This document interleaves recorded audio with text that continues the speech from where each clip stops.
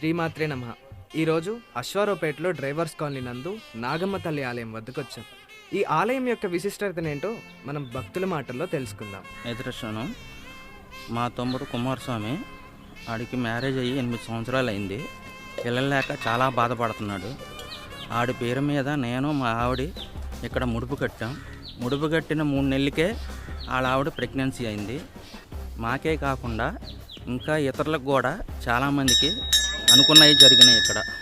అంతేకాకుండా వివాహం కాని వారు, సంతానం లేని వారు వచ్చి ఇక్కడ ముడుపు కడితే అతి త్వరలోనే సంతానం లేని వారికి సంతానం కలగడం, వివాహం కాని వారికి వివాహం జరగడం కూడా జరుగుతుంది.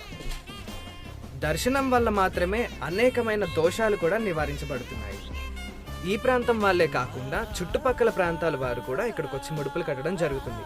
అయితే అనేక మంది భక్తులకు ఇక్కడ జంట నాగులు దర్శనమిస్తూ ఉంటాయి.